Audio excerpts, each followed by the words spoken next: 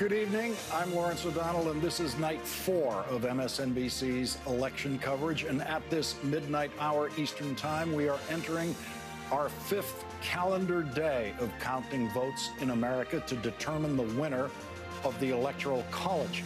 We already have a winner chosen by America's voters. Joe Biden has now won 4 million more votes than Donald Trump. That is an insurmountable lead that is only going to increase. The final Electoral College vote will be determined by the battleground states still counting votes: Pennsylvania, Georgia, Arizona, and Nevada. Joe Biden has a lead in all of those states at this hour. Joe Biden's lead in Pennsylvania continues to increase by the hour. There is no indication that the remaining uncounted Pennsylvania votes will change the Biden trajectory upward in Pennsylvania. Winning Pennsylvania at this point would make Joe Biden the president-elect. Joe Biden's lead continues to increase in Georgia and Nevada. Earlier tonight, Joe Biden addressed the nation. We're going to win this race.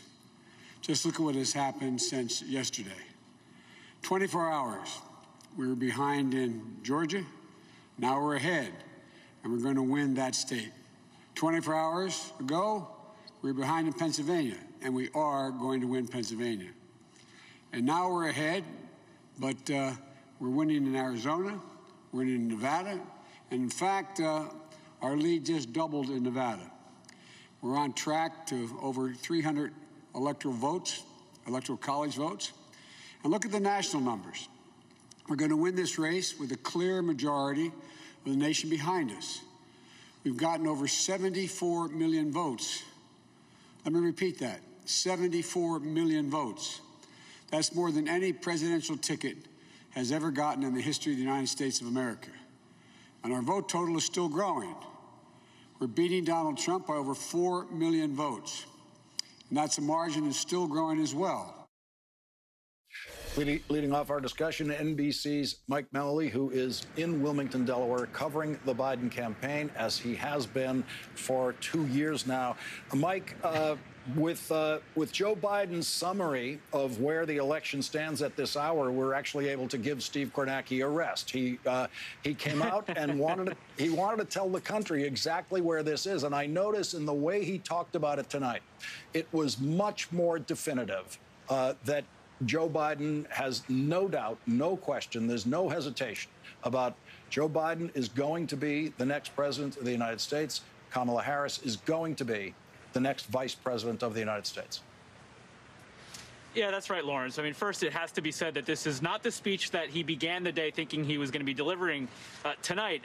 As the day started and as we saw Joe Biden take the lead in Pennsylvania, Biden's team turned quickly towards plans for a victory celebration, one that would have happened outside, one that would have concluded with fireworks and a crowd of, well, cars. In a pandemic, this is how we celebrate if you're on the Democratic side of the aisle. But instead, what did we see from Joe Biden? I think everything you see and hear from him, you have to look through the prism of governing, and that's because that's how Joe Biden is looking at it. And so I thought it was interesting what he did in his remarks tonight. He did two things, really. One is talked about the need to unify the country, something he's been talking about in this campaign from the very beginning, especially important as he looks at potentially working with a Republican Senate, or at least a very closely divided Senate. But secondly, he talked about what he called his mandate, that he repeated the number of votes, as you just heard, that he's received. He talked about the fact that he's rebuilt the blue wall, that he's won states that Democrats haven't won in presidential elections in more than 2 decades. And so he's very clearly, I think, laying down a marker that, yes, he will try to work with Republicans to tackle the very serious challenges that this country faces, but that he also is going to do so from a position of strength.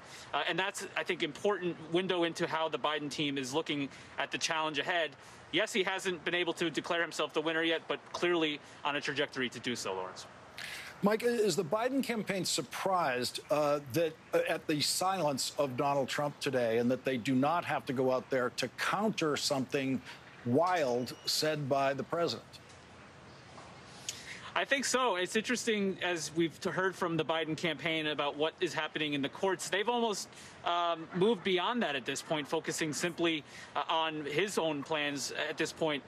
And as you heard from one Biden spokesperson this morning about concern that the president might not willingly leave the White House, Andrew Bates, the campaign spokesperson, talking about the federal government more than equipped to deal with trespassers. But the Biden concern at this point is really speaking in a way of presidential leadership that has been absent in their view. And it was all the more notable to hear him talk about the serious spikes in the coronavirus, the uncertain economy, on a night that we learned, of course, that the White House chief of staff himself has now been diagnosed with the coronavirus. The silence from the White House on this issue over the last week, deafening from the perspective of the Biden campaign, and something that Biden was eager to speak about himself. Mike, I want you to talk about a change in the campaign that you, in the status, in Joe Biden's status, that you might be uniquely positioned to see. When he started off this campaign, he, of course, had the Secret Service delegation that a former vice president would have. Added to that, after he won the nomination, was the Secret Service detail that a nominee of the Democratic Party gets. And this week, within the last 48 hours, the Secret Service decided that they needed to send to Delaware an additional Secret Service detail, which is the Secret Service detail they send in when they believe they have a president-elect. This is not a Secret Service detail that was ever sent for John Kerry or for anyone who ever came in second in one of these races. It only goes when the Secret Service believes that the next president-elect needs more protection.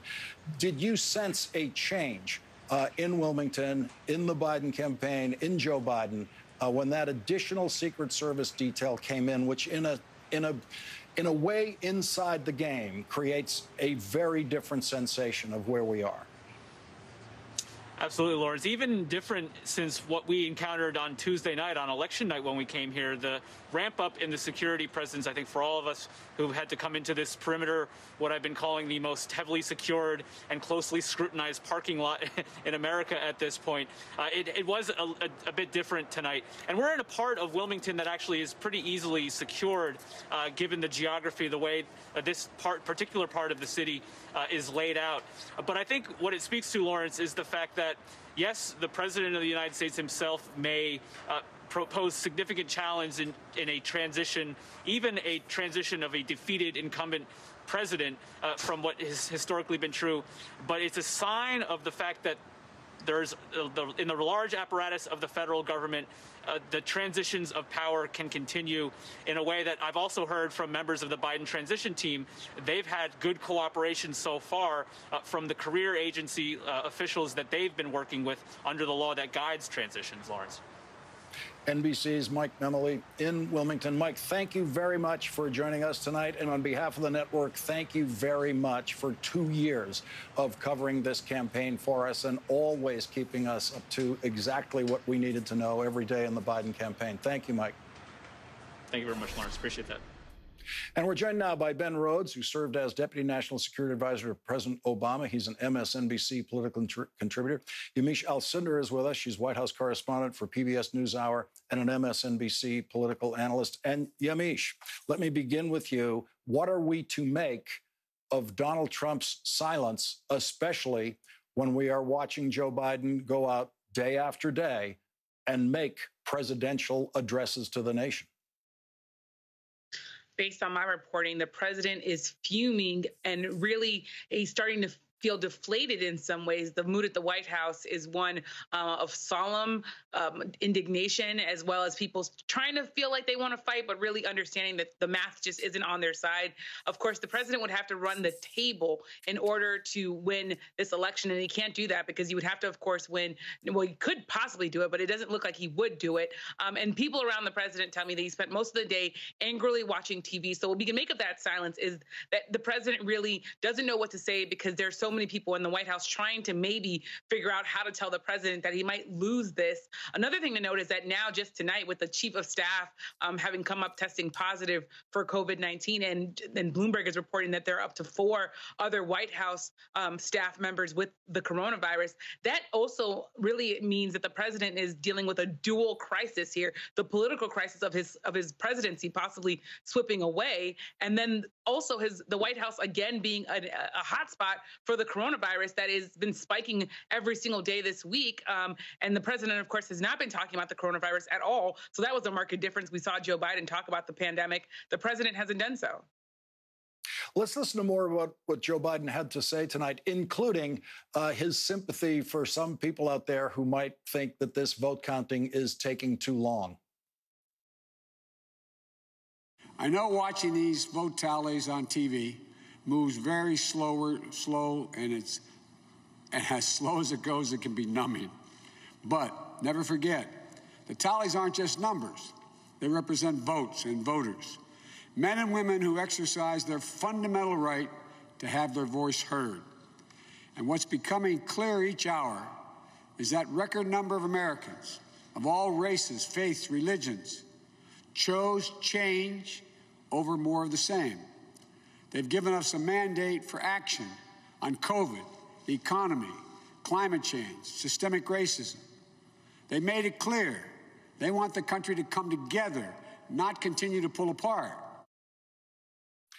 Ben Rhodes, you worked with Vice President Biden during the Obama administration. What did you feel when you were listening to him tonight? Well, I think it's worth stepping back and realizing that this is an extraordinary moment for Joe Biden. This is someone who's been in public life for decades. This is somebody who ran for president 3 times. This is someone who saw the job up close. Every morning in the Obama administration for years, walked into the Oval Office and took the presidential daily briefing alongside him. So he has an idea of how to approach this office. But what I'm impressed by is what he's most focused on is how to get this country through this incredibly difficult moment. And I think he has a unique set of skills: empathy, having been through loss, frankly, patience from how much he's endured in his own life to get us through this. And I think what we're watching is really interesting, Lawrence. In real time, he's morphing into the president, and Donald Trump is receding into the background. He's talking about governing. He's speaking in a language that we recognize from presidents about the suffering that Americans have gone through, or even the frustration that Americans feel in watching these election returns. And frankly, by adapting that kind of governing, responsible strategy, it's the right political thing to do, too, because it's casting Donald Trump in an even more negative light. And what we're seeing, again, before us is the receding of the Trump presidency and the onset of the Biden presidency. Yamiche, part of the challenge for Donald Trump, if he tries to break his silence and step up to a microphone, is what would he say? What could he say? That's right. And we saw just in the last day or so, the president come to the White House briefing room and deliver what was likely, by my observation, his most dishonest speech yet. He said a bunch of things that were just not true, including that votes are magically appearing, that Democrats are finding them everywhere, that there was some sort of impropriety in Georgia because a pipe burst, just throwing things at the wall and seeing what sticks. Now, the president has really employed this strategy of flooding the zone with information and with disinformation his entire presidency. And we're now seeing him try to use this disinformation machine again with the help of Don Jr. and other Republicans like Lindsey Graham and Ted Cruz. But the president really can't actually make a legal argument because we're already seeing the lawsuits that are being filed in places like Georgia and Pennsylvania thrown out by judges who are saying, we don't see any evidence. And the president can say a lot of things, but he can't actually prove them in court based off of these lawsuits that are already being thrown out. So the president is in a tough position because even when he does want to say something, even when he does say something, it's really calling into question the integrity of the election, something that no president has done. And it's him also simply lying. Let's listen to more of what Joe Biden said tonight, when once again, he did something that Donald Trump has never done, not even once. Joe Biden spoke encouragingly to the people who voted for him and to the people who did not vote for him. We may be opponents, but we're not enemies. We're Americans. No matter who you voted for, I'm certain of one thing. The vast majority of the almost 150 million Americans who voted, they want to get the vitriol out of our politics. Ben Rhodes, that can sound like something from another era, but that's the kind of standard political speech we used to hear just 5 years ago, before there was a Donald Trump nominee in the Republican Party. That's right, Lawrence. And there's something else I noticed. When I worked on the Obama campaign in 2008, I remember after the election, it was a very marked shift in the remarks that we were writing as speechwriters and that President Obama, or President-elect Obama, was delivering at the time. You begin to talk in different tones.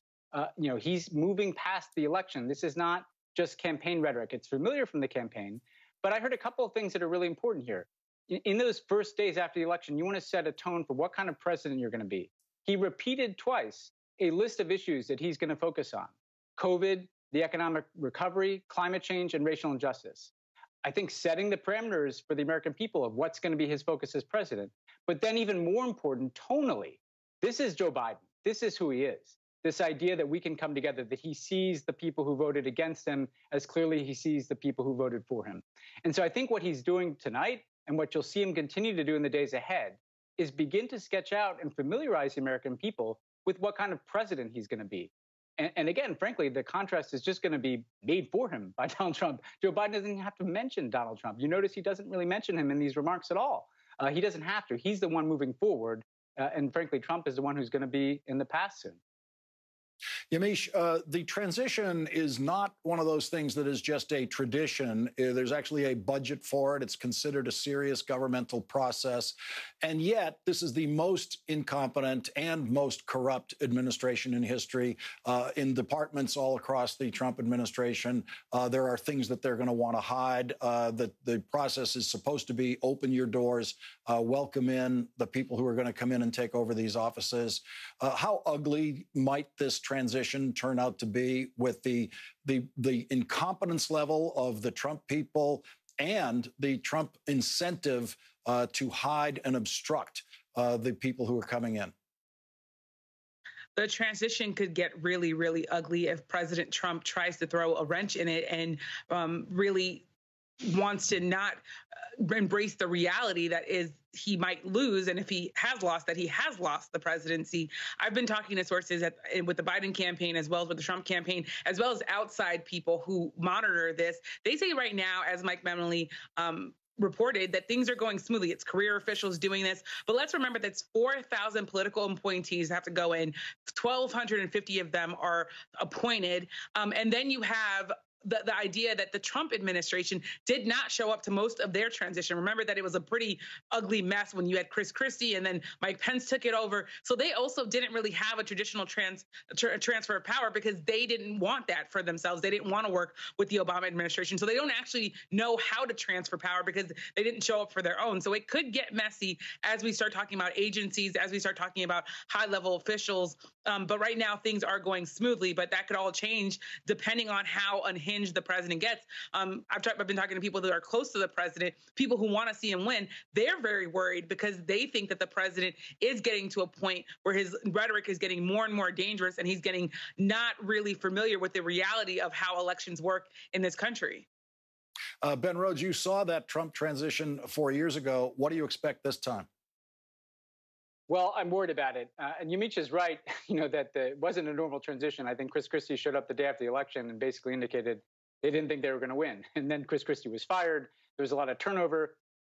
Look, there are a couple of points I'd make. The transitions are incredibly important. You want to hit the ground running on January 20th.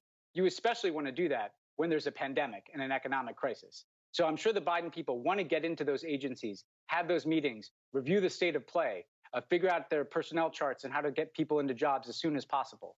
Some of that will happen because there is a career civil service aspect to the transition. Civil servants who will do the right thing, a machinery of government that will take over. I remember feeling this acutely in 2016. Lawrence, by January, they were constructing the infrastructure of the inauguration parade on Pennsylvania Avenue, and you feel suddenly like a temporary employee. That's all going to kick in. But we know that at some of these agencies, there are incredibly political individuals at the top, Trump loyalists, people who may be looking to withhold information from an incoming Biden administration, people who are not going to be cooperative, people who may be going along with Donald Trump's efforts to cast the Biden presidency as somehow illegitimate. So this is going to be something of a minefield. But my hope is that even as Donald Trump may be incensed with the result, that machinery of how the United States government handles its business and how the career people handle their business, and frankly, just the clock ticking away on the Trump presidency, moderates this to some extent. I just hope that there's not obstruction that prevents the Biden team that already has one of the worst inheritances that any incoming president is going to deal with.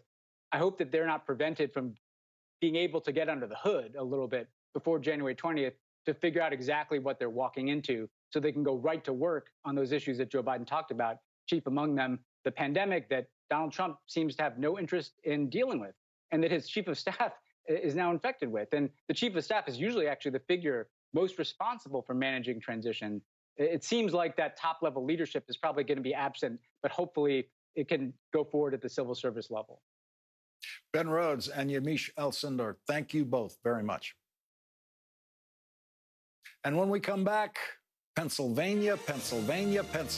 We'll go to Chris Jansing live in Harrisburg, and we will be joined by the Mr. Rogers of Pennsylvania election analysis, Senator Bob Casey, who has all week been delivering the most accurate report analysis of what was going to happen next in Pennsylvania. That's next.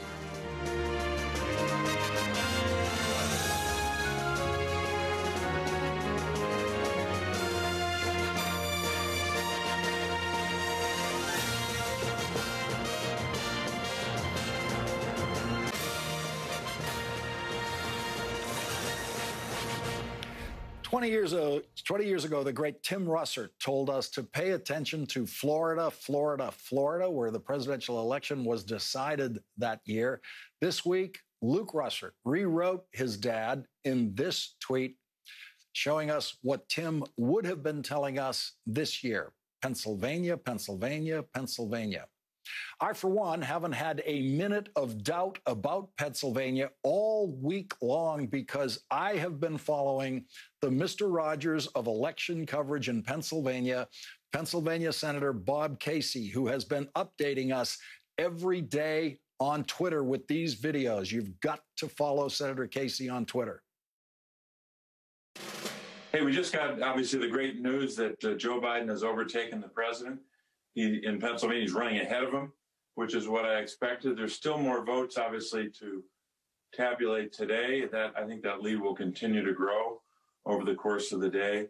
I don't know exactly what the lead will be by the end of today, but as I said, when all the votes are counted and there's an official count, and that's probably 2 weeks from now, Joe Biden will win Pennsylvania somewhere around 100,000.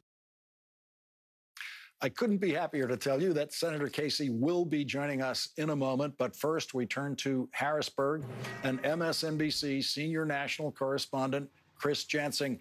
Chris, what is the situation in Pennsylvania's capital tonight? Well, the senator was right. Joe Biden's lead all throughout the day continued to grow.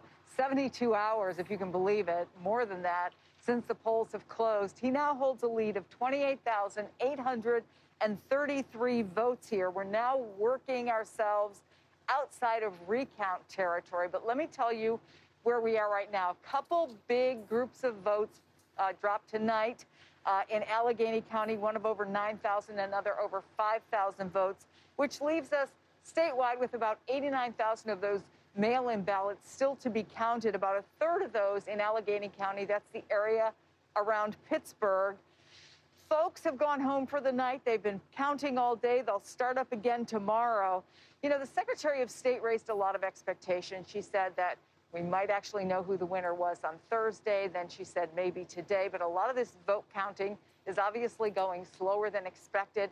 They've been working in virtually every county because mail-in ballots could be brought in and counted up until 5 o'clock today. They could be taken in. Philly says they may have a few more days yet of work to do, which doesn't mean that race couldn't be called before that. We're going to keep our eye on that tomorrow as those votes continue to be counted. In the meantime, there's also been a lot of attention on the legal aspects of this. There was a new development today that was not what the Republicans wanted when Supreme Court Justice Samuel Alito said, look, yes, we're going to continue to ask the counties to segregate the ballots that come in after Election Day at 8 p.m., but he would not stop the vote count. Now, state officials say it doesn't matter anyway. They have not been part of this, the numbers that have been coming out so far, and they're not in such big numbers that it would make a difference anyway. But it's clear that the Republicans, as they see Joe Biden's numbers are going up, are looking to see what they can do on a legal front. And just one example is the RNC has sent in what they're calling these legal challenge teams to 4 different states, including Pennsylvania, alleging that there's been some sort of voter fraud. A Republican Michigan elections official was so unhappy about it, she said everything Ronna McDaniel said was categorically false, and she made a video that has kind of gone viral on Twitter. But here in Pennsylvania, we saw Senator Pat Toomey, who of course is a Republican, as well as the Republican leader of the state Senate, both saying they have seen absolutely nothing to indicate that there's any kind of fraud, anything wrong with the vote count. And so what we're seeing now is that as Joe Biden's numbers go up, the legal options for the Republicans are dwindling. Lawrence? MSNBC's Chris Jansing in Harrisburg. Thank you, Chris, very much. Really appreciate it. And joining us now is Democratic Senator Bob Casey of Pennsylvania. Senator Casey, thank you very much. I've been dying to talk to you all week, and I feel like I have been because I've been watching your video tweets explaining to us every day exactly what was going to happen in Pennsylvania. So for you, from the start, really, there has been no suspense. Tell us how we get the rest of the way in Pennsylvania. Well, Lawrence, there's still some votes to count, as Chris was indicating, and there's some mail-in ballots yet to be counted. I'm not quite sure the total amount of those ballots. The provisional ballots, they've begun that process. We started, I guess, today with maybe a little less than 100,000, but I think that's been whittled down a bit. But we're obviously coming to the last bit of vote. But I think it's been clear that Joe Biden just continues to grow his margin, and now it's just inexorable. Every batch of votes, even today, for example, there was I forget which batch, maybe the second batch of votes from Allegheny County in the early evening. And it might have been around 5,000, but within that 5,000 was about 2,000 both military and overseas ballots. And it seems like no matter what combination of ballots you have, the percentage of Joe Biden votes is very high, especially, of course, with the mail-in ballot. But even I think the pattern seems to be continuing, maybe at a little less percentage with these other ballots. So he's already overtaken the president. He's going to beat him in the unofficial count when there's a margin for that, and then in the official count that will be the basis for certification. Senator, you've been standing at that map behind you all week, taking us on a tour of the counties and every day telling us where the votes were going to come from. I mean, you told us that Allegheny County, what they were going to produce before they produced it, based on your experience in the state. You know where the Democratic votes are. Was there anything as the data flowed in? It seemed, as I was watching you, that there was nothing as the data flowed in that really gave you any doubt about where this was going. No, Lawrence, I had a good sense that Joe Biden would be able to not only maintain the base of the Democratic Party vote in our state, which is Philadelphia, the 4 suburban counties around it, and Allegheny County, with, to a limited extent, a few other counties. But he ran ahead of where Democrats have run for president the last 2 elections in the Philadelphia suburbs. So that proved to be true. He ran a little better in northeastern Pennsylvania, where I am now. But I also had a little help, Lawrence. I had the Voter Project, who was really good number crunchers. And Allegheny County, Rich Fitzgerald, the county executive there, all along thought that the turnout would be high, as well as the margin. So it's proved to be true. But it's a remarkable, I think, demonstration that even in the midst of voter suppression efforts, even in the midst of the president trying to raise doubts about and really just constantly lie about mail-in ballots, people voted in record numbers. Just to give you a sense, last time, big turnout in the presidential election, about 6 million people. This will turn out to be probably about 6.8 million, which is really extraordinary. There was some reporting in the last month suggesting that there was a possibility, for example, that if it came down to Pennsylvania, that the Republican Pennsylvania legislature would seize control of the electoral college and just name their own electors, which I have to say, and I said at the time, I found preposterous on its face when it was first suggested. But what we have seen, it seems to me, from my distance, is absolutely nothing from anyone in the Republican legislature that even suggests a whiff of irresponsibility on their part as this week proceeds. Yeah, it's really fairly remarkable that you have the president of the United States, the leader of the free world, day after day saying that there's fraud or some kind of malfeasance, and Republicans of all stripes. Pat mentioned Senator Toomey, but also in the leaders of the General Assembly. So that it's pretty difficult for the president to maintain that argument as people are calling upon him to produce evidence, any shred of evidence. But I think the good news is that the country, I think, is already moving beyond him. I think Mike Memley mentioned this earlier, but they saw it tonight, as they've seen on a number of occasions, a president. He just happens to not be sworn in yet. But Joe Biden was showing, I think, a lot of empathy tonight for what the country's been enduring. He was respectful of those who disagree with him. So he just gave a great unifying set of remarks tonight. So we got to finish the process. And I want to commend all the people who are spending so much time and effort going through the ballots and really supporting our democracy, even as the president undermines it. Senator Bob Casey, I can't thank you enough for your guidance this week as the votes were being counted in Pennsylvania. And I have to tell you, I was getting all sorts of very nervous texts from friends of mine 24 hours a day about Pennsylvania and other places. And I would always just tell them, don't worry about Pennsylvania. And I never have the time to explain why, but it was all because I was listening to Senator Bob Casey. Thank you very much. Really appreciate it. Thanks, Lawrence.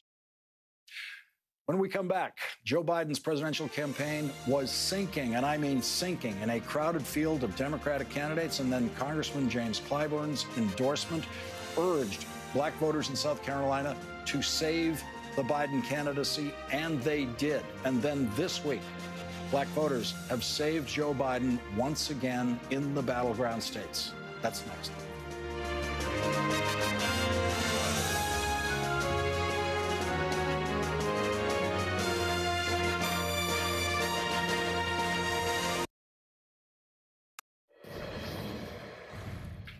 Today in The New Yorker, the always brilliant Professor Jelani Cobb wrote, "To be black in the first week of November 2020 is to yet again have the feeling of being called off the bench and being told that the whole game is riding on you.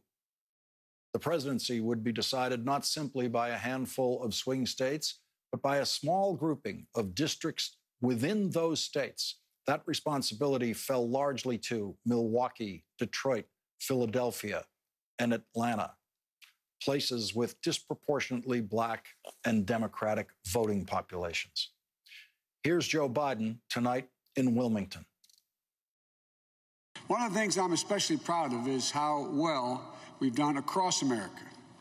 And we're going to be the first Democrat to win in Arizona in 24 years. We're going to be the first Democrat to win Georgia in 28 years. And we've rebuilt the blue wall in the middle of the country that crumbled just 4 years ago. Pennsylvania, Michigan, Wisconsin, the heartland of this nation. Joining us now, LaTosha Brown, co-founder of Black Voters Matter Fund. LaTosha joining us from Atlanta. LaTosha, how did he do it? You know, I think what happened, I think the people did it. I think the people did it, and he will certainly benefit from it. I think there is a coalition of folks who are supporting the campaign. But I think most importantly, Black voters, the Black voters that we work with and I talked to, they knew what was at stake on this election cycle. They knew that we had to come out in record numbers and that we had to send a message that we were not going backwards, that this was a major critical election for our community. What was your reaction to the way Jelani Cobb put it today in the New Yorker, that if you're Black in this week, you get the feeling that you're being called off the bench and being told the whole game is riding on you?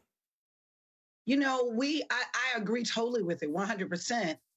Those of us who do this work, we know that Black people have been on the vanguard of democracy. We have been pushing this nation to actually strengthen and expand democracy, from the Voting Rights Act and the Voting Rights Movement to other civil rights laws. And so once again, we were looking at the fragility of democracy in this country. We were looking at the eve in which a fascist who is in office right now and who intends to, I think, dismantle, and has already been attempting to dismantle democracy. We knew the danger in that. And so because of that, what you saw is you saw Black turnout at record numbers because we knew what was at stake.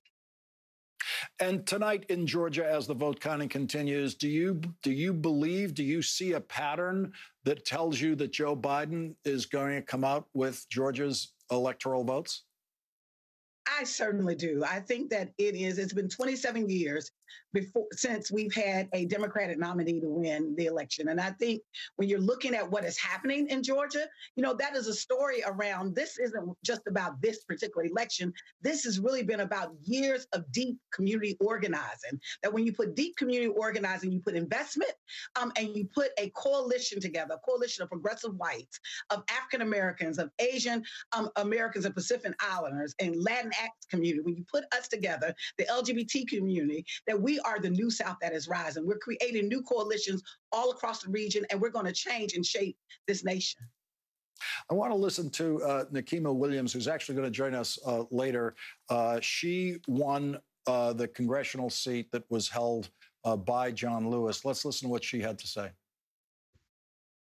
Congressman Lewis loved Pharrell Williams' song Happy, and I could just see him dancing a happy dance, making sure that we are saving our democracy right here in Georgia, in the district that he's so well represented for 34 years. LaTosha, I have the feeling that you and others living in Atlanta are the least surprised by how this has turned out, both not just in Atlanta, but in other cities around the country. We have been saying this. We have been saying this. We ignored the polls and said we are going to focus. What we know is that if you have a good, strong ground game, that if you ignite and if the people rise up, that in fact, that's how you strengthen democracy. And so we're not surprised at what is happening in Philadelphia right now. We're not surprised at what we're seeing in Arizona. We're not surprised at what we're seeing in Atlanta. The people are speaking. LaTosha Brown, we have to go to a break now, but the next time we talk, you're going to have to guide us through these Senate races that are going to take place in Georgia for the rest of the year. LaTosha Brown, thank you very much for joining us. Thank you. Thank you for having me.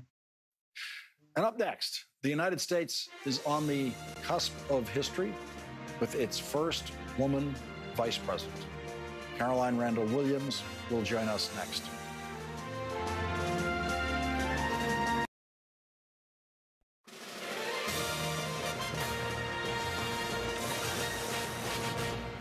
Tonight, the United States of America is on the verge of having our first woman vice president of the United States. We will begin the work of healing and repairing and uniting our nation, Democrats and Republicans and independents and people of all races and all backgrounds. Because we know that's how we've always overcome our greatest challenges. That was Senator Kamala Harris in her last campaign speech on Monday as she stood on the threshold of history. Joining us now, Caroline Randall Williams, writer in residence at Vanderbilt University. She wrote the acclaimed New York Times opinion piece, "You Want a Confederate Monument? My Body is a Confederate Monument." Caroline, thank you very much for joining us tonight. And I just have been wondering, what is it like? What are you thinking as you watch Kamala Harris step up into this position, which she will soon surely be Vice President-elect of the United States? I mean, I'm just so moved by it. And I think, the first thing that I think when I think about Kamala is that in some ways, this election for me, and I hope for more than just me and more than just the women I represent, but this election is about Black women. Because you know what? 91% of us showed up to the polls to do what we were supposed to do. We always pick the candidates on the right side of history. I think in a lot of ways, we were born on the right side of history, certainly in this country. And, it's always been our job to drag America along with us into the light. But usually we wind up having to do that by elevating a white candidate, usually a white male candidate, in order to sort of bring us into bring America back to its senses. But in this case, we're actually getting to carry one of our sisters with us while we do that work at the polls. And I don't know how to tell you how transcendent that feels. Let's listen to more of what Kamala Harris had to say in her final campaign speech for vice president. In this battle for the very soul of our nation, we have seen what can be, unburdened by what has been. We have seen who we are and a willingness to fight for the country we love. Caroline, I can remember during Barack Obama's campaign, so many people just envisioning what it would be like. What would it be like to have him every day in the presidency? And now there is this to envision. Her capacity for circumspection, for transcending differences. I mean, she lives a binary, right? She's doubly a woman of color.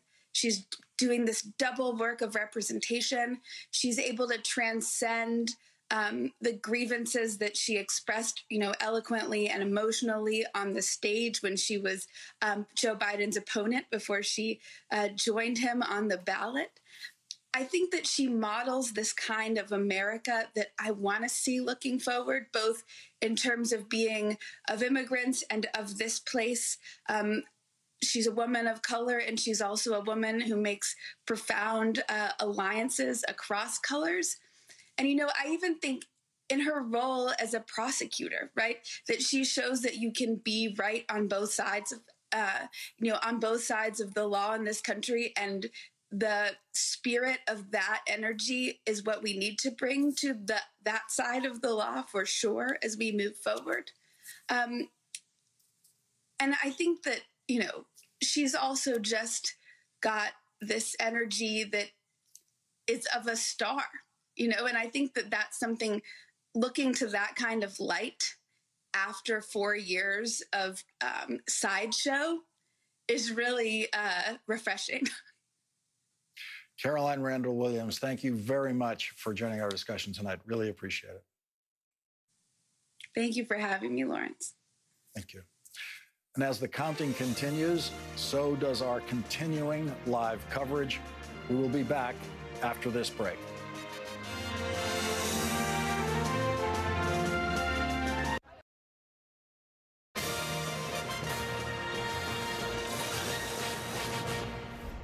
We're back with MSNBC's continuing election coverage. I'm Lawrence O'Donnell, and in an homage to Steve Kornacki, I have not changed my necktie since Tuesday night. Here's Joe Biden tonight in Wilmington, Delaware. And I want you to know that I'll work as hard for those who voted against me as those who voted for me. That's the job. That's the job. It's called the duty of care for all Americans. Joining us now, NBC's Shannon Pettypiece in Washington. Shannon, the we see tonight the Biden eloquence in a moment that where the country needs to hear something from the presidential candidates, and it is balanced by silence from Donald Trump. What is happening in the Trump White House? A lot of silence today. Not only did we not see the president today like we did yesterday, of course, we heard from him sporadically on Twitter, but just silence from his campaign and really his allies and a lot of folks in the White House.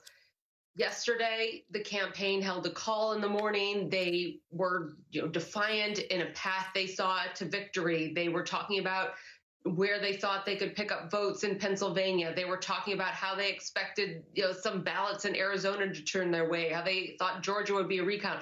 So yesterday, still talking about and laying out the path they saw to victory. There was none of that today. Yesterday, there were multiple press conferences you had by Corey Lewandowski and other President Trump allies out there trying to raise this voter fraud issue that they're trying to bring to the surface. There was none of that today.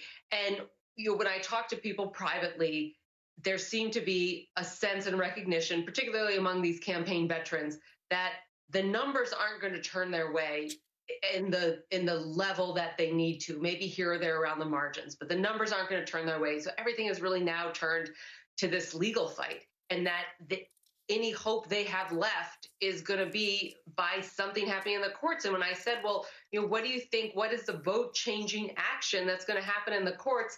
A lot of them don't know. They said, well, I'm not a lawyer. I'm not on the legal team. So they don't even really have a clear path for how this gets to 270 in the courts, rather than some unknown event happening and things breaking the president's way. Shannon, we're going to have a discussion about the legal possibilities later in this hour. And the short version of it is, that can save the audience 5 minutes, is it's absolutely hopeless. There is no possible way for the Trump side to change any voting outcome in any state through any court action. And it counters an image that was created somewhere in Trump world that there was this army of Republican lawyers that were going to descend everywhere where Donald Trump might be in trouble in any significant way in an electoral college state that was important. And that turns out to have been a complete mirage. And by the time you get to this week, they are suddenly, Jared Kushner's rushing around looking for his so-called Jim Baker. Right. And not only that, but fundraising heavily for a legal defense fund to pay for their legal challenges. So, you would think maybe people would come volunteer their time if they're passionate about this, but they're concerned at this point. I mean, I got text after text and email after email from the campaign trying to get money from donors to pay for a legal battle. Now, there are some lawyers who've sort of come to the surface. I heard, John Sweeney's name mentioned. He was from the Florida Bush v. Gore, but I'm not even sure really what role he's actually going to be playing. Jay Sekulow, the president's lawyer from the Russia investigation, is back, but I'm told that is just on the Supreme Court front with this Pennsylvania case. So there's no real general, no person really overseeing a broad legal strategy. David Bossie has been doing that to some extent, but he's not one of these big name election lawyer strategists who's done sort of this multi-state big litigation coordination type event. So yes, that is something that they continue missing. And of course, there's real diehard lawyers out there who will volunteer. I was talking to one today who's been volunteering their time. But that's not going to get them over the finish line if they're planning to be fighting legal battles in 3 or 4 states and trying to go to the Supreme Court. NBC's Shannon Pettypiece in Washington, thank you very much for joining us tonight. Thank you. And we turn now to Jonathan Alter, columnist for the Daily Beast, Zerlina Maxwell, host of the new program Zerlina on Peacock. Both are MSNBC political analysts. And Zerlina, we once again are turning a calendar day without a call, by the networks, without Joe Biden being able to take that stage tonight outdoors where he thought he was going to be able to take that stage and make his claim on this presidency. That may now be another day away, or we're not sure. Well, it like it's just another day away, but I think that, as the votes are counted, and it's important for everybody to understand that that's what we do here in America. We count people's votes, Americans' votes, until the end. And so whoever comes out on top is going to be the winner, Lawrence. But I just remember so vividly election night in 2016, sort of, as it sunk in, that we weren't going to come out on top. At that moment, there were still votes being counted. So, this is a very different situation. And I think that it's clear that the Biden campaign is pivoting towards a governing strategy. He talked tonight about his COVID-19 plan, which I was very curious to hear, because I would like America to have a plan for COVID-19 since we are in the middle of a spike.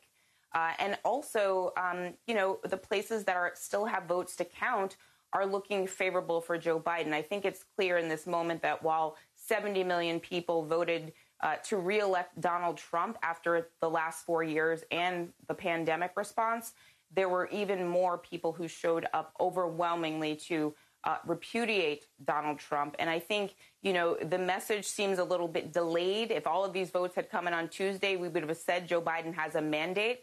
But instead, we had to wait till Friday to hear him say it himself. Joe Biden did speak tonight in Wilmington. He delivered a shorter speech than they had hoped to. He did it indoors in a kind of less dramatic setting than they're hoping for the big speech that he's planning. And in it, he gave a quick Steve Kornacki-like summary of the race, saying he's absolutely going to win these battleground states. He's absolutely going to win the Electoral College. But he also talked about the need for economic recovery during this pandemic. Let's listen to that part of what Joe Biden had to say. Senator Harris and I also heard yesterday about how this recovery is slowing because of the failure to get the pandemic under control. More than 20 million people are on unemployment. Millions are worried about making rent and putting food on the table. Our economic plan will put a focus on a path to a strong recovery. Jonathan Alter, Donald Trump must have been surprised watching Joe Biden say that, since Donald Trump told us that none of us would be talking about COVID after Election Day. Yeah, Biden is essentially, in effect, already president. And the Vietnamese have this wonderful saying when there's a transition, that the mandate of heaven has changed. And you could almost see everything moving in his direction, and you can almost see and feel the power seeping out of the Trump blimp. He has checkmated Trump in this election. The election's over for all intents and purposes. And now he can get on with confronting a genuine economic crisis, and as well as a healthcare crisis. When we looked at history, Franklin Roosevelt, after he was elected, there was a much longer transition in the horrible winter of 1932-33, and the banks started closing when he was president-elect. When Barack Obama was elected in 2008, when he was president-elect, the auto companies started to collapse. So Joe Biden is now faced with almost a comparable situation, where if there isn't a COVID relief package coming soon, we could really hit the skids here as the pandemic accelerates. Jonathan, with that cover of your new beautiful book about Jimmy Carter over your shoulder, I want to ask you about another transition that's relevant to this, which is the transition of a president who loses to the challenger, a first-term president losing his reelection campaign, that administration going into transition with the incoming administration. You have written about that. You've studied it. Tell us how it worked in the Jimmy Carter to Ronald Reagan transition and what you expect this time. So not only did Jimmy Carter work on behalf of the American people to, in that case, free the hostages after he was defeated in the 1980 election, he was actually sleeping on the couch of the Oval Office the night before the inauguration, working so hard to get the hostages out. And he completed the deal. Of course, the Iranians, in order to try to humiliate Carter, they didn't release the hostages until just a minute after Reagan took the oath. But it's interesting, in his inaugural address, Reagan paid tribute to the peaceful transfer of power and to Jimmy Carter for carrying that out. And even though they had a kind of a chilly conversation riding together up Pennsylvania Avenue, they did go through those rituals. And I don't expect that Donald Trump is going to do that. I don't expect that he will show up for Joe Biden's inauguration. His contempt for our democratic traditions and ideals is so deep, and his humiliation now in this election is so hard on a very insecure man that I don't believe he has it in him to do the right thing. I predict he will have long since, fled to Mar-a-Lago and will sulk there. Yeah, Zerlina, I've been saying that for a long time, that I've expected Donald Trump, when the Electoral College votes, and actually before, maybe to just go to Mar-a-Lago for Thanksgiving and never come back, never go to the inauguration, of course. And he can pardon himself on the golf course in Mar-a-Lago. He does not have to be in Washington to pardon himself. Well, I guess that sounds like a pretty good plan if you're Donald Trump.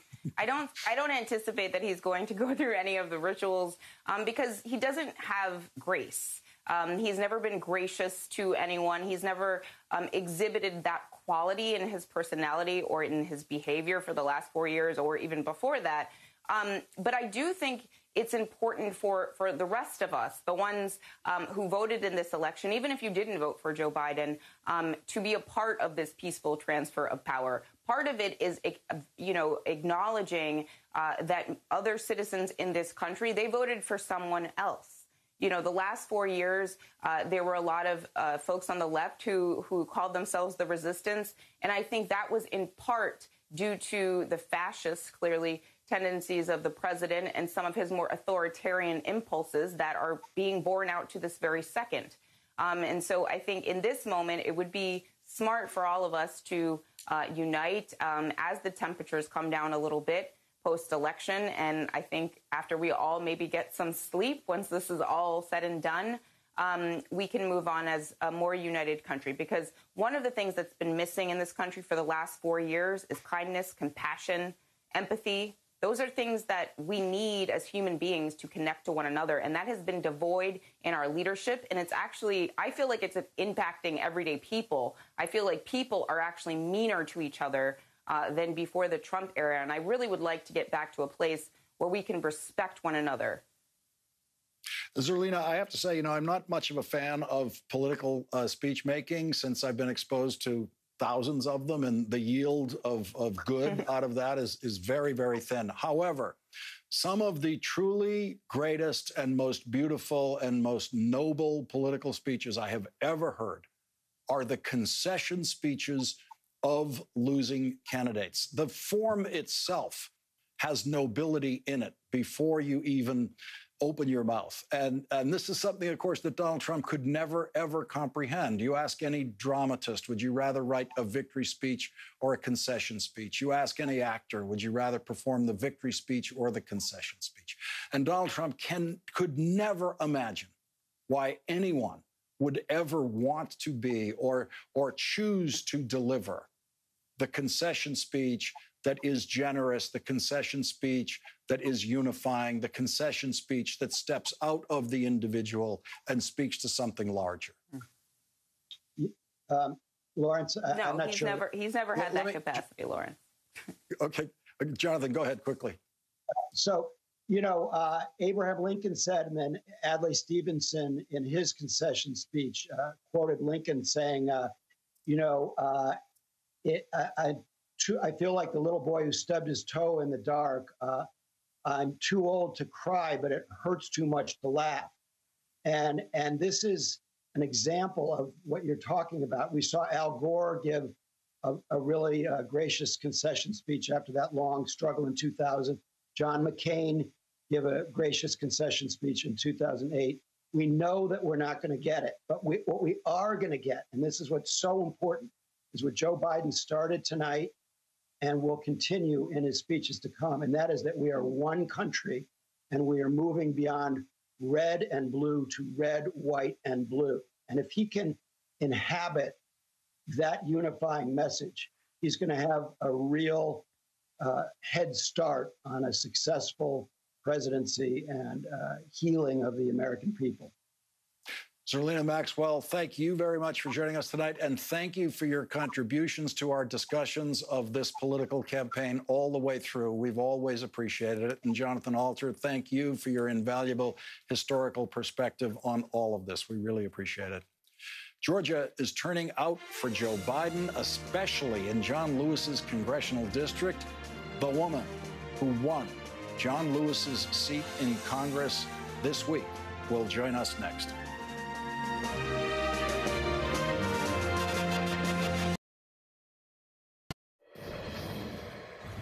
The work that's been done over the last 10 years, the work that's been led by people like Stacey Abrams to register voters, to expand voting rights in this state, we're now seeing that change has come to Georgia, and Georgia is the heart of the change that's coming to America.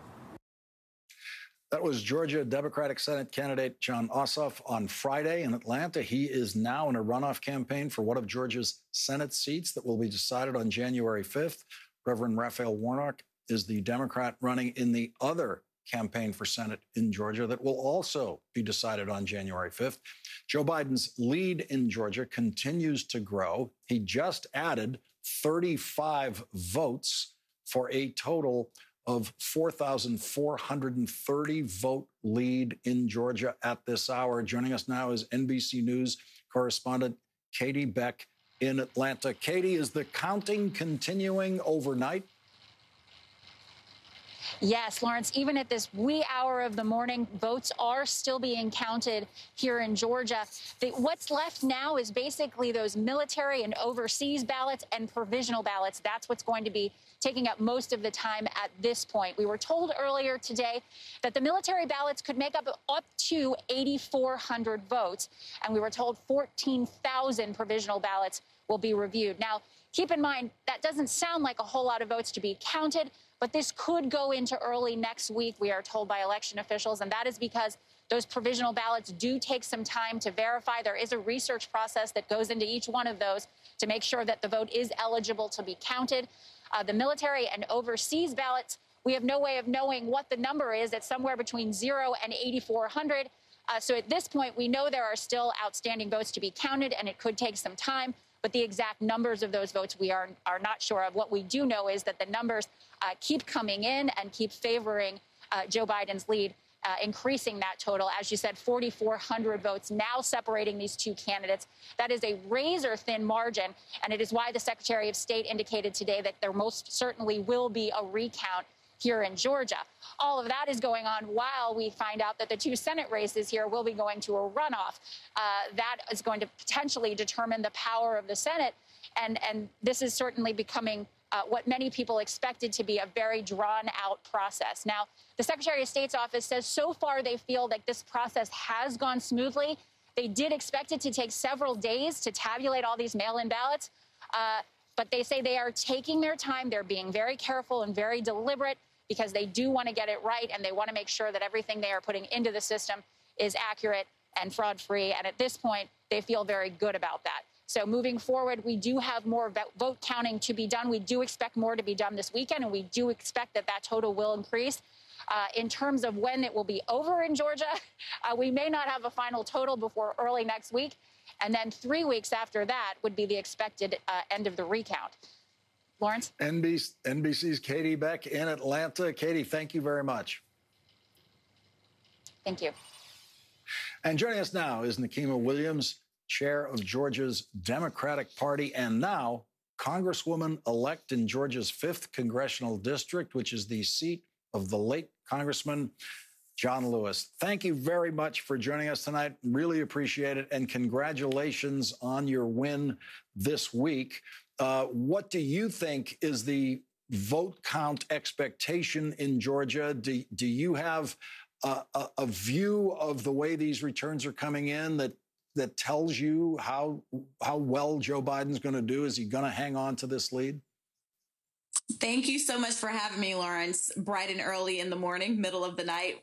But just looking at the votes that are coming in, every vote dump that comes in, it gives Joe Biden just a few more votes here in Georgia. We said from the very beginning that we were a battleground state, and in true battleground fashion, this is coming down to the wire with razor thin margins. So, but I do fully expect when all votes are counted, I'm a firm believer in counting every vote, that Joe Biden will win Georgia. We will flip this state for the first time since 1992 with Bill Clinton, and we're going to deliver the presidency right here in the South.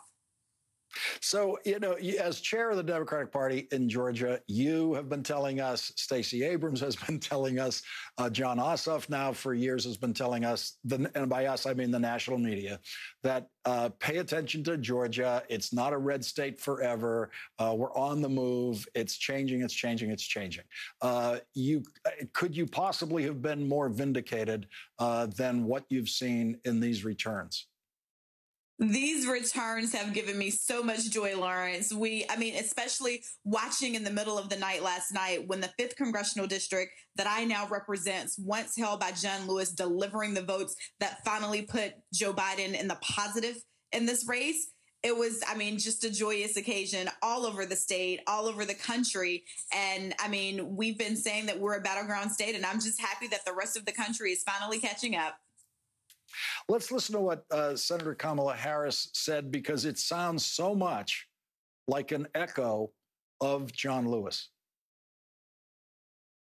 Your vote is your voice, and your voice is your power.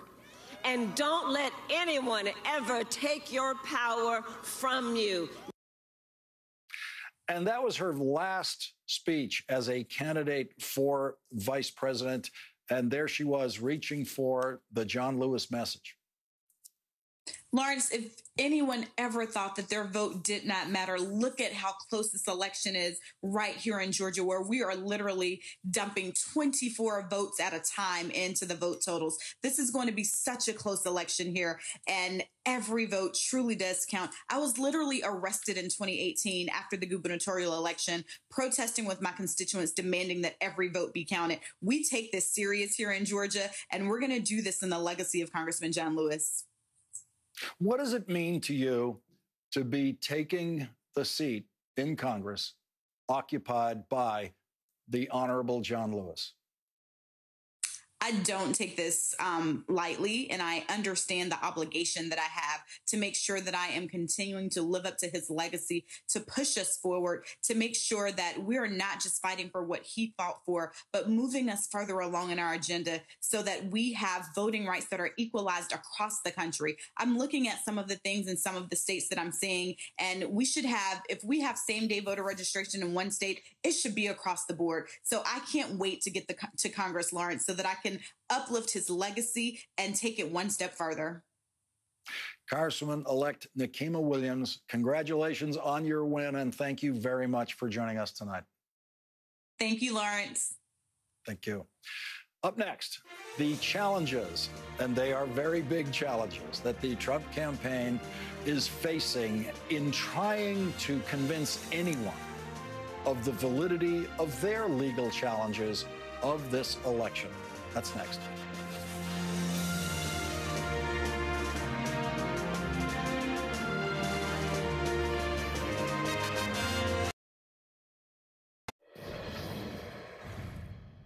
Here is Pennsylvania's Lieutenant Governor John Fetterman tonight. Trump's legal strategy is very sad and desperate. It'd be like putting a carton of sour milk in the refrigerator and checking back every day to see if it's getting any fresher. You know, it's not going anywhere, and math is math, and it's going to come to a conclusion soon. And it's going to be a result that I suspect the president isn't going to like. And I would just encourage him to embrace what's coming. Oh, I wish they had kept the camera on Joy Reid so we could see her full reaction to that line. Joining us now from Philadelphia is NBC's Ellison Barber. Ellison, what is the latest situation there on the lawsuit front? Hey, Lawrence. Well, Republicans have filed 7 different legal challenges in this state. At least 4 of those are still active. President Trump has made it very clear that he wants the Supreme Court to get involved here.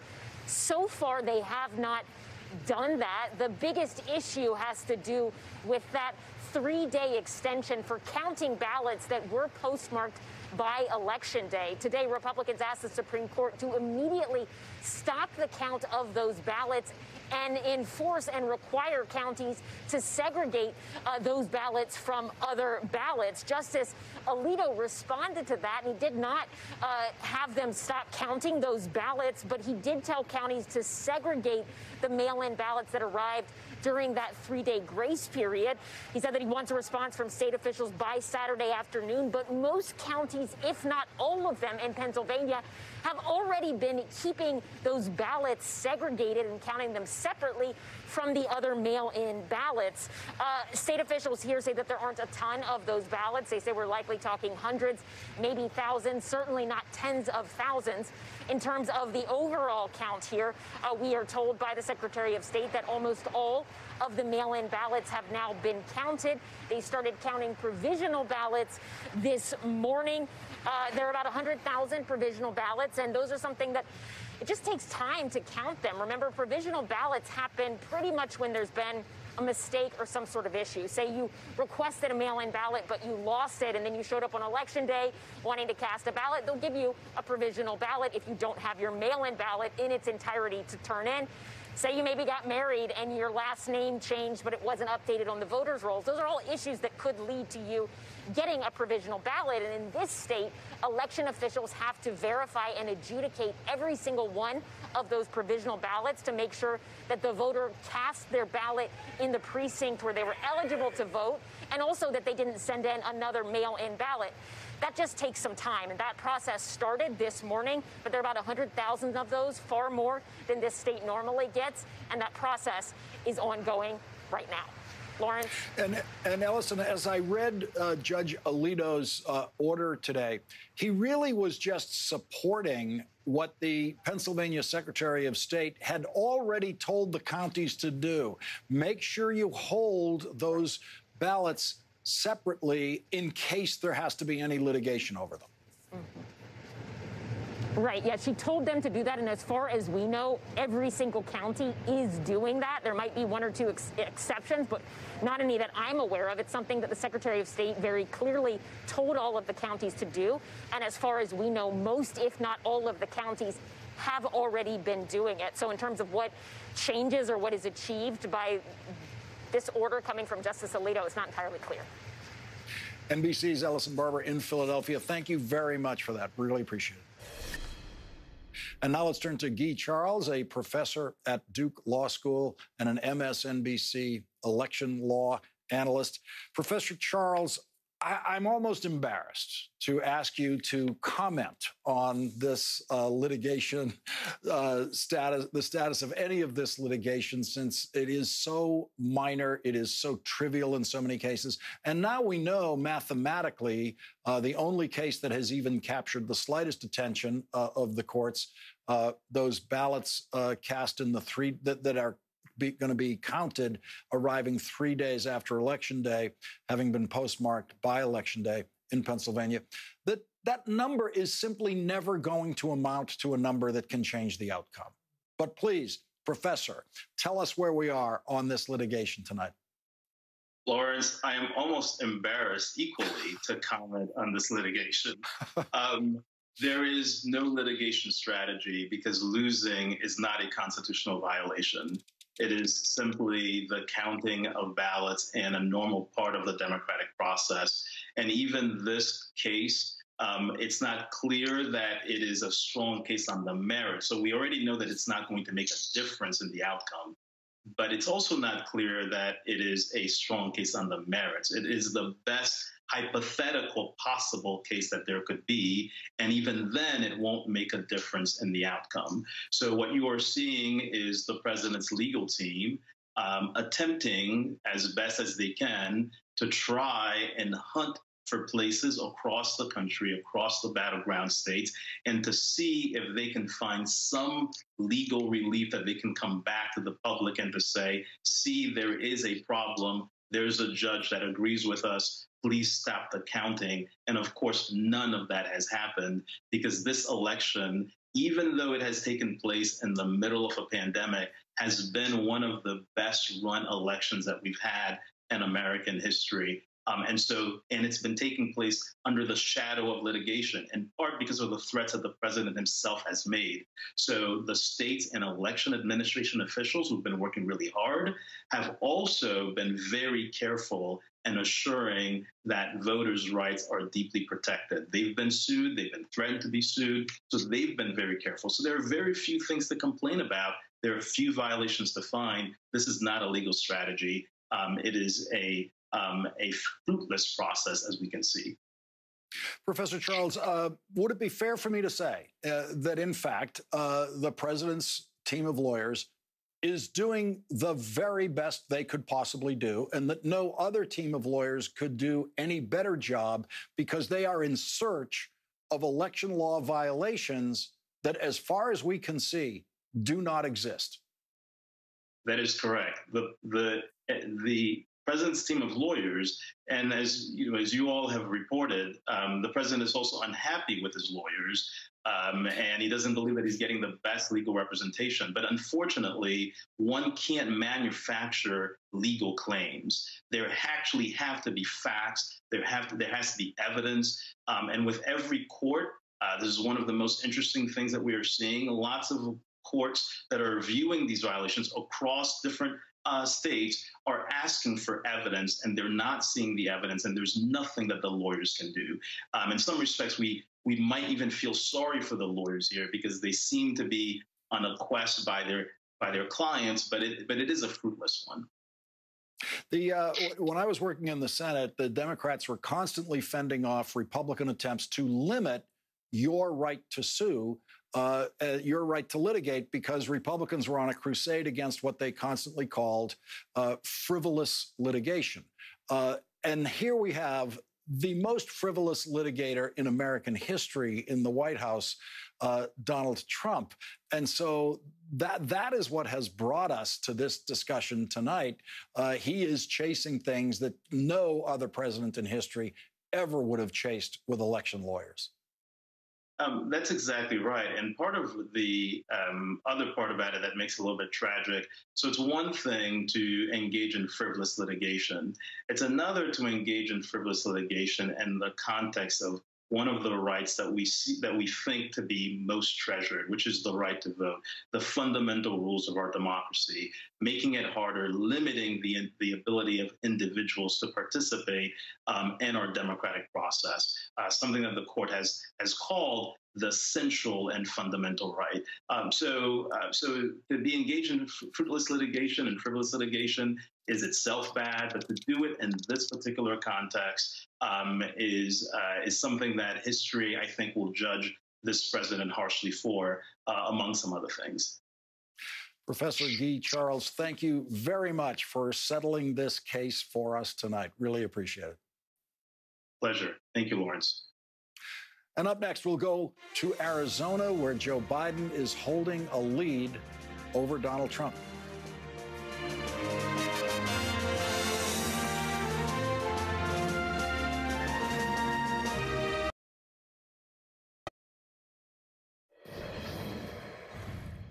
We've got about 173,000 ballots left. The bulk of those, 92,000, are in Maricopa County, and they plan to be counting through the weekend. They're going to update us twice tomorrow, and I think that should give us the bulk of the rest of their ballots. That was Arizona Secretary of State Katie Hobbs. Joe Biden leads in Arizona at this hour by 29,861 votes. If Joe Biden wins Arizona, it will be the first time a Democrat has won the state in a presidential election since Bill Clinton in 1996 in his reelection campaign. Joining us now from Phoenix is NBC News correspondent Morgan Chesky. Morgan, what are we expecting over the weekend? Lawrence, good evening. Certainly going to be a tight race here in Arizona, and that's one of the reasons that's drawn so many people to this parking lot here just outside of the Maricopa County Elections Department. This area was filled with thousands of people earlier today. Just a few people left after what's been a relatively eventful day. We saw differing factions kind of get into shouting matches at some point throughout the day, but for the most part, the peace was kept, and that's a very good thing because just beyond these walls here, this is where the most important job has been happening, the counting of those ballots today. And that big drop, Lawrence, came in about 7 o'clock local time. The results of 70,000 votes that resulted in that difference you were talking about, that 29,861 vote separation between President Trump and Joe Biden, which currently leads the votes here. That's about 54%. President Trump received about 54% of those votes. We're going to see another big ballot drop come tomorrow morning at 9 local time, about 70,000 votes here in Maricopa County. And the number we're told that President Trump is going to want to hit in order to catch up to Joe Biden or try to surpass those numbers are going to be 60% of those about 70,000 votes. Now, in addition to that, there are 15,000 provisional ballots that still need to be counted, and there's 5,000 ballots that still need to be signature verified. So those numbers still going to trickle in, but really the lion's share of the votes coming in tomorrow morning here in Maricopa County. All eyes are going to go on that because as Maricopa County goes, typically so goes Arizona. And I got a chance to take a peek inside this building, Lawrence, and learn kind of part of the process here about one particular position that they have called bipartisan adjudicators. Now, this happens when, let's say, you have your ballot and you put an X on the bubble instead of filling it in. That means the machine is going to kick it back out. It arrives at these bipartisan adjudicators table, and that's a Republican and a Democrat. They both look at the ballot and then come up with a joint decision on whether or not it will be accepted or not. So very much a bipartisan effort happening inside here, all under the watchful eye of 4 observers, a Republican, Democrat, Independent, and a member of the city. So that's currently how part of the process goes. All that said, certainly a level of distrust here in the crowd, saying count every vote, count every legal vote. We want to make sure this is transparent as possible. Many people echoing the president's words, saying that this election is going to be stolen from them. Others were saying that as long as they can be shown that it in fact was a legal election, they'll make peace with Joe Biden being their president. Obviously, the large majority of the people here, supporters of President Trump, they tell me they'll be back out here tomorrow. They've been here since they've realized this was going to be a very tight race, and it will likely remain so. And that's why I think all eyes go to this release of those 70,000 votes come tomorrow morning at the hopeful closure, one way or the other, on this tight Arizona race. Lawrence? Morgan, let's go back to those bipartisan adjudicators for a moment. Do they have to agree on the ballot for the ballot to be accepted? What if they disagree? What happens to that ballot? Yeah, when I spoke to the official running the show here, he told me that they did have to come up with a joint agreement. They had to be on the same page, literally, to make sure that that ballot was, in fact, accepted. And he says it could range anywhere from an X going over the bubble to someone maybe missing a line when they're filling some of it out.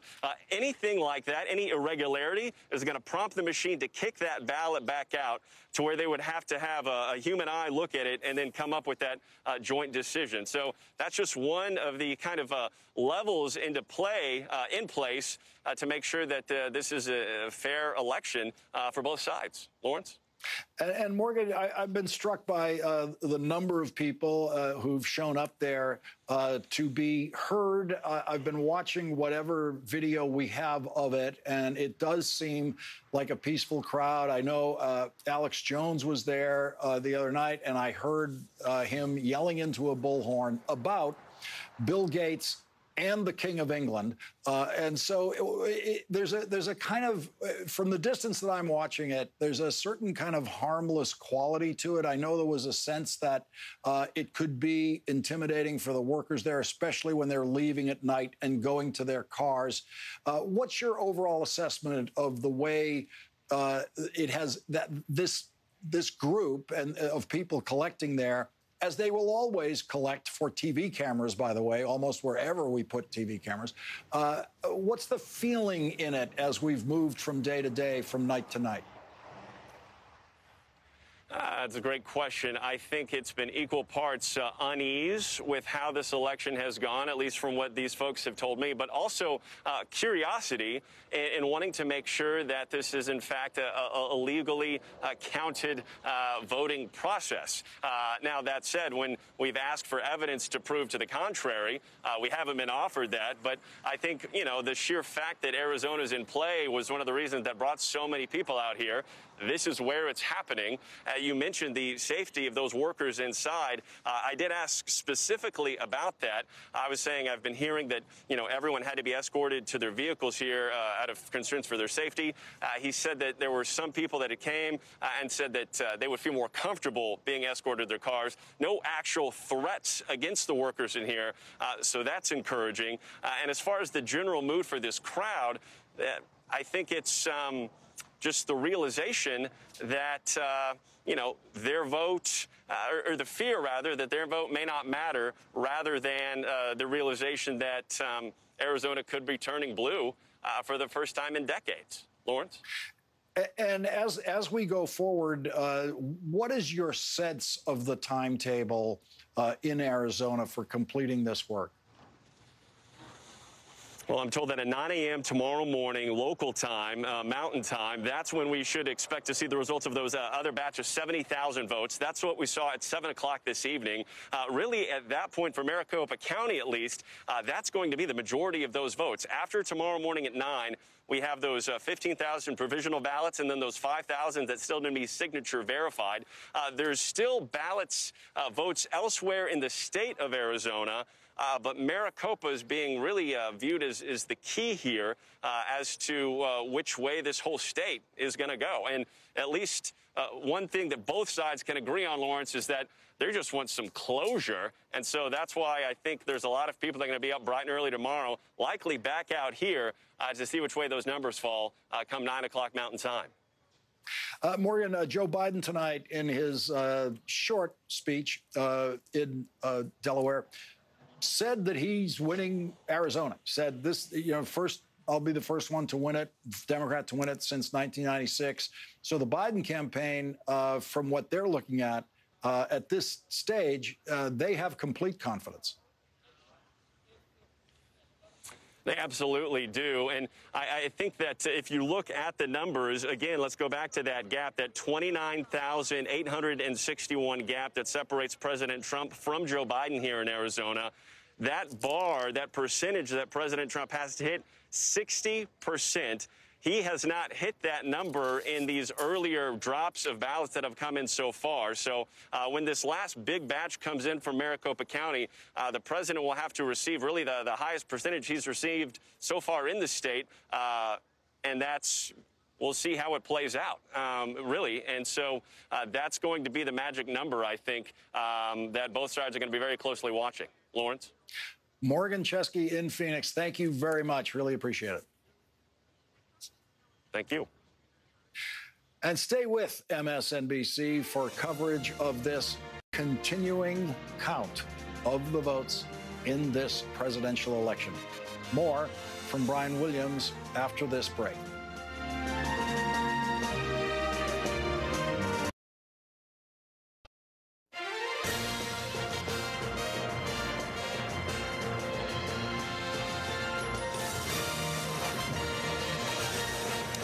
And a good Saturday morning to you. Craig Melvin here. It is 4 a.m. here on the East Coast, 1 a.m. out west.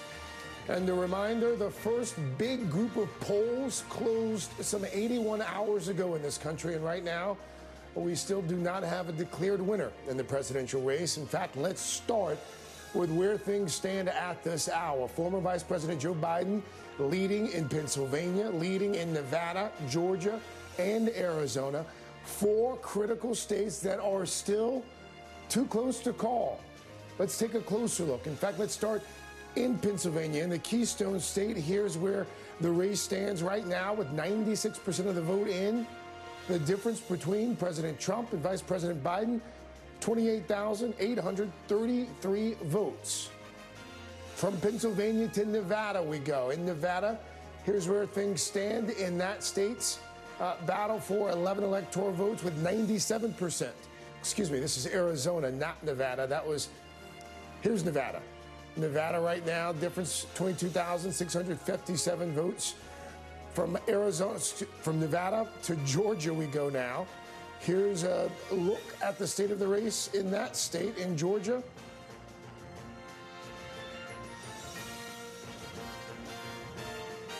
There's Georgia with 99% of the vote in, still too close to call. In fact, razor thin of a margin there, 7,248 votes. Here's a look at just how tight the margins are overall. By NBC's count, Joe Biden has 253 electoral votes. President Trump at 214. Of course, the magic number, 270. That is where either candidate needs to hit. We have reporters in each of those states this hour who are covering the vote total as it rolls in this morning. That's exactly where we start. MSNBC's Richard Lowy is at the big board. Also with us is NBC's senior political editor, Mark Murray, standing by. Richard, let me start with you there. Where are you seeing the latest vote totals? Where are we watching for more to come in? Hey, Craig, a very good morning to you. Yeah, we start this fifth day of watching the results, and as you were saying, we're still at 253 to 214 in terms of NBC News and where we're estimating the electoral vote to go. I want to start with this in terms of the two states we may want to watch very closely today, and that would be because of the paths to victory for Donald Trump. There are only three, and each of them, Pennsylvania, you can see on the board here, will always stay lit. President Trump must get these two states in order if he wants to be reelected. So let me get you to some of the data that we just got in on those two states to start for you, Craig. Let's go to Georgia first, because we just got in some data about the last 3 or 4 hours ago.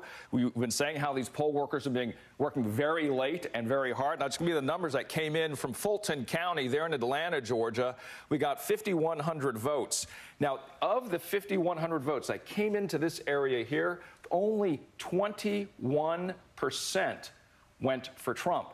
That is way below what he needs if he wants to make up that 7,248 votes that right now Joe Biden is ahead. By the way, when you went to bed at 11 p.m., this number was about 4,300. So they're still working at it, the poll workers there in Georgia. And let me show you where the remaining vote is in the state. You can see it's right there in Fulton County. 95% is roughly the number here in terms of the number of votes that are in so far.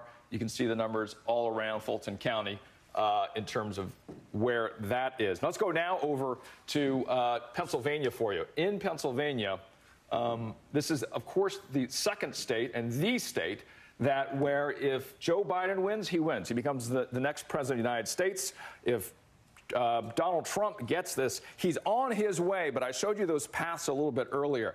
When we look at Pennsylvania, the difference here now, 28,833. The last data we got in, which is about 5 hours ago from Allegheny, 6 hours ago, excuse me, Craig, out of Allegheny County. We've been watching that. We know that there's about 90,000 mail-in votes that are currently to be counted today.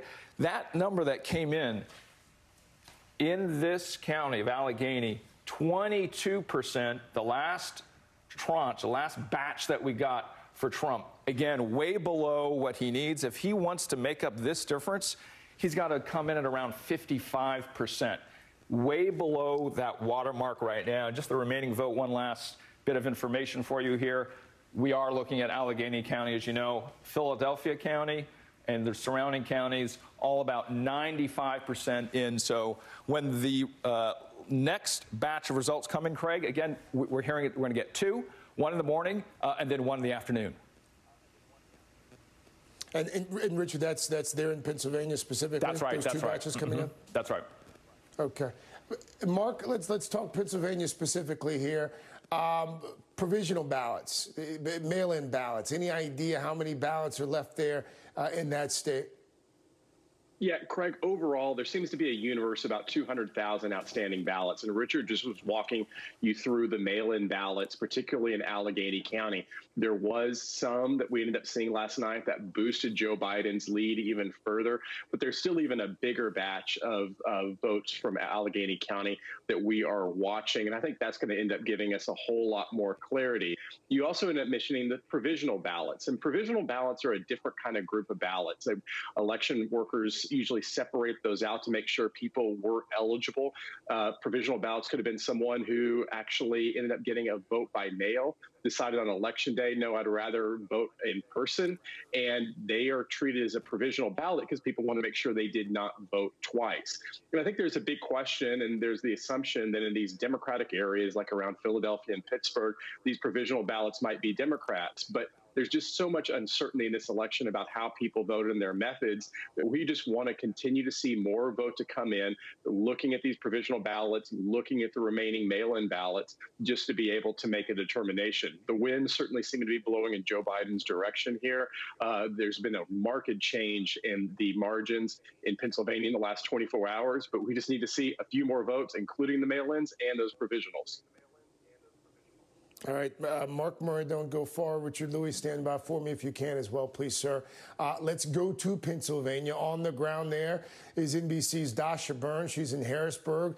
And Mara Barrett is in Pittsburgh. Dasha, let me start with you. Democrats are hopeful. They have the advantage right now, the votes that are left to count in that state. What are you hearing? Hey, Craig, good morning. Well, I got to Harrisburg yesterday. I traveled here from the state of Michigan. These are both states that I've been covering heavily for the past year for our County to County series.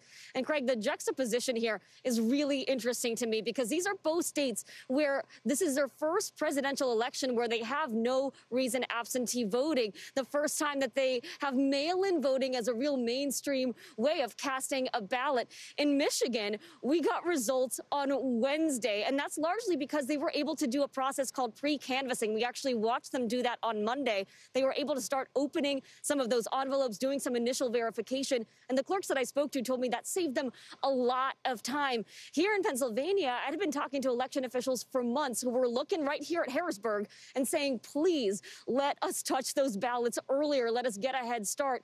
That did not happen. And so here we are now. But everything that has unfolded in Pennsylvania so far, frankly, was as expected. It's what we've been reporting, and it's kind of what Democrats have been hoping for. As soon as I landed here, I met with some Democratic sources. They say they continue to be optimistic, hopeful. At this point, they are just playing the waiting game. And look, the majority of the absentee votes, as we've been hearing from Mr. Kornacki over and over again, they are overwhelmingly favoring Joe Biden right now. And there are several lawsuits here in the state of Pennsylvania. I asked my Democratic sources about any of those, if they're a concern. They say no. And so far, several of them have been dismissed. Other rulings that have come out haven't necessarily changed the game here. Even last night, Justice Alito issued an order in that Supreme Court case. The Republicans had been asking the Supreme Court to get this state to stop counting ballots that arrived after Election Day. The state right now has allowed any ballots that are postmarked on Election Day but arrived through 5 p.m. on Friday, yesterday, to be counted. Republicans want the state not to count those ballots. But Justice Alito did not grant them that. What he said is those ballots have to be segregated, which is something the state has already been doing. And the Secretary of State has even said, even if those ballots weren't counted, the likelihood that those few ballots would make a huge difference is very, very low. And later today, we do expect some folks gathered here on the Capitol steps behind me, more Stop the Steal rallies and counter rallies that we've been seeing here over the last few days. But overall, right now, Democrats just playing the waiting game, holding on, and feeling optimistic here, Craig. Okay. Dasha Burns there for us in Harrisburg. Dasha, thank you. Mara, we're waiting for thousands of ballots to be counted in Allegheny County as well, home of Pittsburgh. Any update on the timeline there? So, Craig, this time yesterday, we were waiting on about 35,000 remaining ballots in Allegheny County. Since then, we've seen about 9,000 come in. So in the mail-in portion, we're waiting for about 26,000 more mail-in ballots. And of course, Allegheny County is one of these Democratic strongholds in Pennsylvania. We've seen a bulk of these mail-in ballots obviously breaking for Joe Biden, more so than in other parts of the state. But as we see these more of these come and trickle in, basically what's going on here in Allegheny County yesterday, it took them a little longer than what we had seen initially overnight Wednesday because these were ballots that had been damaged, couldn't go through the scanner. The return board had to go through some of these by hand. And then the next big chunk was this 29,000 group of ballots that had been incorrectly sent to voters back in October. They had to send replacements. And because of some court arguments, the court ordered that chunk could not be counted until after 5 p.m. yesterday. So that's what we're on right now. The workers took a break overnight. We'll be heading back over to the warehouse that I spoke to you from yesterday at 8:30 this morning as they get started again. And so we don't have an exact timeline in terms of the results that will be coming in for that. But Allegheny County has been so incredibly transparent with us as we've been sitting there watching the entire process. So hopefully by the time they get started, we'll have a better picture. The only other note I do want to point out is what Mark was talking about with these provisional ballots. Here in Allegheny County, they told us they have at least 17,000, but they're expecting to see more. And so statewide, right now, we know it's only a partial report, but we do know that there are about 100,000 provisional ballots that still are going to be counted. They've started the process, but we don't have a clear picture on what the reporting of these provisionals are. So clearly still a lot of votes out there that could be impactful in Pennsylvania. So we'll just have to continue to watch and wait as the counting continues.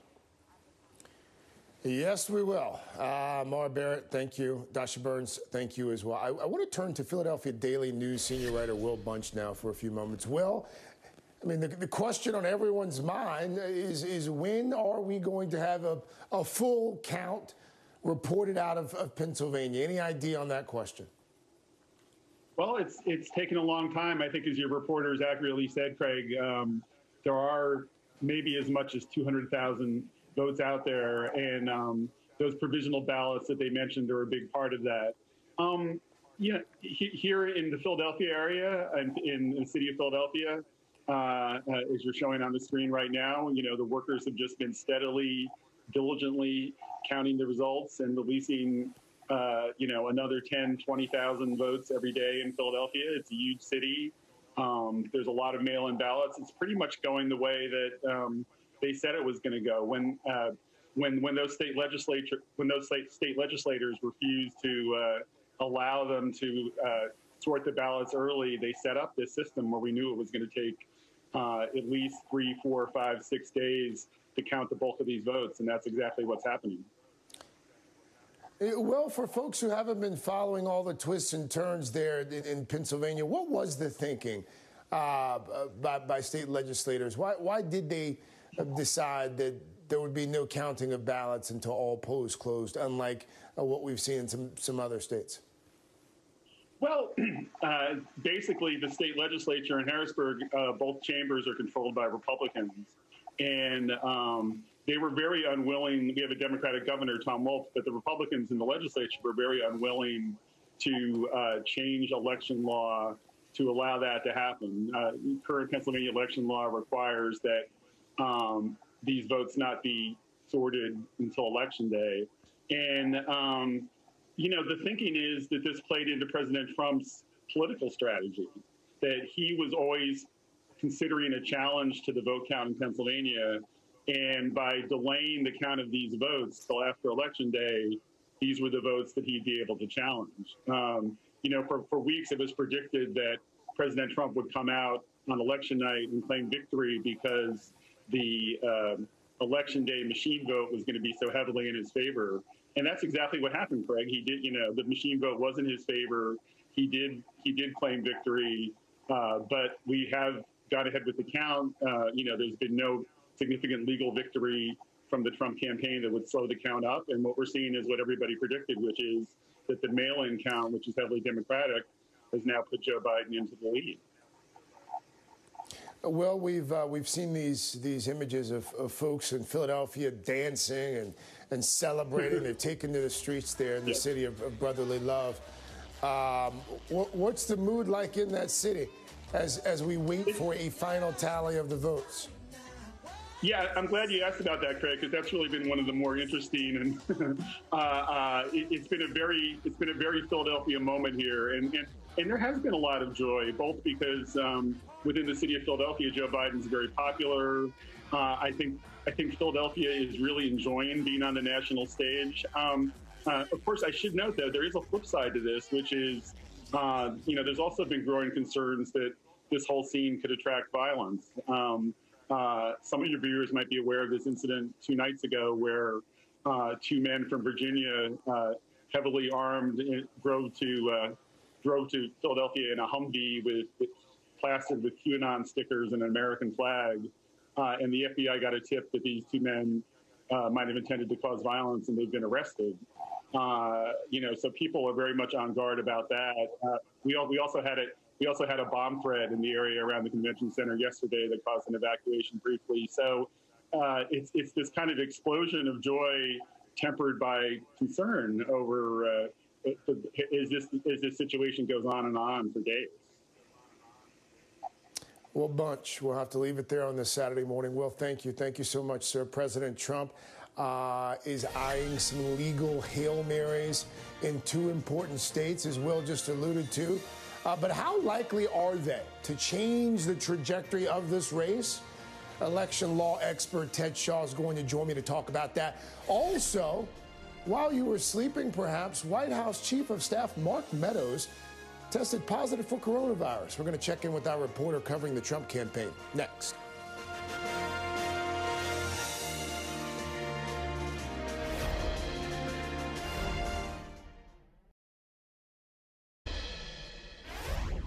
Just hours ago, Joe Biden addressed the nation calling for an end to partisan warfare. He says he's going to win this race. President Trump did not have any public events on Friday, but we are learning that Mr. Trump's chief of staff, Mark Meadows, has tested positive for coronavirus. NBC's Josh Letterman is in D.C. He's covering the Trump campaign. NBC's Ali Vitale is covering the Biden campaign for us there in Wilmington, Delaware. Josh, let me start with you. First, what do we know about what's happening in Trump world with this COVID test? What do we know about the campaign strategy moving forward? Good morning, Craig. A grim situation for the president politically, made grimmer now with this news overnight that the president's chief of staff, Mark Meadows, and a Trump campaign aide have both tested positive for coronavirus. Now, we don't know exactly when Mark Meadows tested positive, but he was at the White House in the East Room at that celebration the president had on election night. He was seen kind of working the room, not wearing a mask. And he was also at election headquarters just over the river in Virginia on Wednesday as the election results were coming in. Mark Meadows there at campaign headquarters with the vice president as well as Jared Kushner. An ominous reminder that even though we all may be preoccupied right now with Pennsylvania and Georgia, the coronavirus is not taking any break for the election as the U.S. notches its 3rd straight day with more than 100,000 COVID cases. The president, meanwhile, pressing ahead with his legal fights in these states whose outcome could determine the result of the presidential election. The president continuing to tweet baseless allegations about voter fraud and fraudulent ballots that have no backup in actual evidence. The president also tapping David Bossie, his 2016 deputy campaign manager, to be the face and kind of the head honcho for his legal team as he pursues those legal fights. But, Craig, the fact that the president is sort of building the plane as he flies it with his legal team, despite telegraphing for weeks, really, that he intended to litigate this election through the courts if need be, is raising some real questions about whether the Trump campaign has a team in place to really be able to do something here. Bossie being tapped to sort of be the James Baker, if you will, of that 2000 recount there in Florida. Ali Vitale, I would imagine that may not have been the speech that Joe Biden hoped to give last night. But the campaign is projecting optimism, to say the least. They've said they're going to win this thing. What are you hearing behind the scenes? You would imagine, right, Craig, that was not the speech that the former vice president wanted to give last night. It also really underscores just how fast-moving this has all been and how fragile this situation is, because over the last 24 hours, we've seen the full range of emotion from the Biden team, from feeling just optimistic, then to having outright jubilation as soon as they saw the vote totals move him ahead in Pennsylvania. We started hearing talk yesterday that he was going to speak last night. The parking lot here behind me, we were seeing new cars be pulled in. Supporters were coming out around Wilmington, around the perimeter here, because they thought that Joe Biden was going to declare that he was the next president of the United States. We know now that that didn't happen because of all the gray states that are still on our map. And so the Biden campaign team really trying to come up again, towing that line. A lot of future tense from the former vice president last night as he stood on stage with his running mate Kamala Harris and said that he thinks that the way things are going, that they are going to win this race. He also pointed out that he's leading in a lot of those key states that eventually could put him over the top to victory. Nevada, Arizona, but also talking about the fact that in places like Georgia, Democrats haven't won there for decades. Of course, that all-important state of Pennsylvania, one of the key ones for them, because a win there puts him over the top for sure. So a lot of talk here about the fact that they think they're going to win, and they keep using words like imminent. I keep saying this, but we're really stretching the meaning of what that means, especially when in a lot of these states, as we're waiting for votes, there's no clear timeline. And so Biden last night speaking to time and the fact that this process feels slow, but it's important. Listen. I know watching these vote tallies on TV moves very slow, and it's as slow as it goes, it can be numbing. But never forget, the tallies aren't just numbers.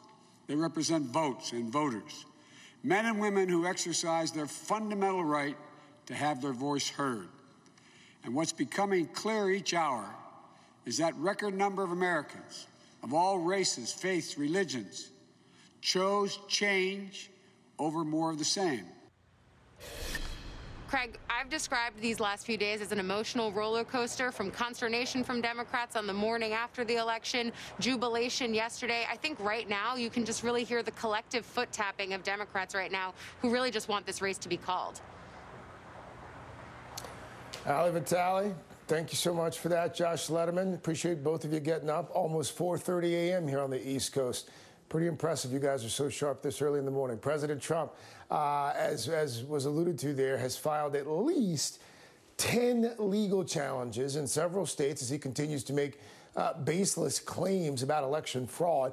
I want to bring in MSNBC legal analyst Ted Shaw, professor at the University of North Carolina. And Mr. Shaw, let's start with the Supreme Court order that we received late Friday. Justice Samuel Alito ordering county election officials to comply with a directive from the Secretary of State, requires them to separate the mail-in ballots that arrived after Election Day, but before Friday at 5 p.m. It does not order the state to stop counting them as Republicans wanted. The state has to file a response to Republicans by this afternoon. What are the chances that those ballots don't get counted? Well, it's hard to tell at this point. You know, the order to separate these ballots, I think, takes account of the fact that if they're not separated, once they're counted in, they're in the stream, and you can't go back and undo that. So I guess that's trying to have it both ways, to preserve the status quo with respect to these ballots that might be in question, and at the same time continue to count. It would seem as if, Professor Shaw, the campaign strategy so far, from a legal standpoint, is to continue counting votes in some states, but to stop the counting in others. Is that an oversimplification, or is that, in essence, the strategy? Well, it seems to be... I'm hesitant to use the word strategy because I don't know that there is a strategy, but I think the game plan right now is to try to continue counts where they think it's going to help the president, and where they think it won't help the president. They're trying to stop those counts. That's the closest thing to a strategy I think they have. They're asking for a recount in Wisconsin and several other states so far. The vote is very tight, as we've been showing.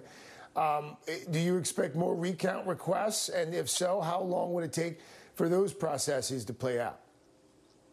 Well, because this election is so close in a number of states, the states that are unresolved, yes, they'll try recounts. I think there's an air of desperation settling in. They'll try anything they can. Although in Georgia, for example, it's so close that I think a recount is to be expected. But I think they're going to try everything they can. I don't know that this is a matter of strategy. As I say, it's an air of desperation. Professor Shaw, just to put a fine point on it, historically speaking, recounts, legal challenges, do they change the outcomes of elections? Not historically. Historically, the recounts, they bring in enough votes that, a few trickle in, but they don't change the outcome. That's not been the history with respect to recounts, but we have more mail-in ballots than we've ever seen before. This election is sui generis. We haven't seen anything quite like this, but I still don't expect the outcome to change dramatically because of recounts. Professor Ted Shaw, will have to leave it there. Thank you, sir. Thanks for your insight on this Saturday morning. We are going to go back to Richard Louie and Mark Murray in just a moment. How much of Arizona's outstanding ballots does President Trump need to catch Joe Biden? We'll also go live to Georgia, where election officials there in the state's most populated county say they will be done counting ballots this morning.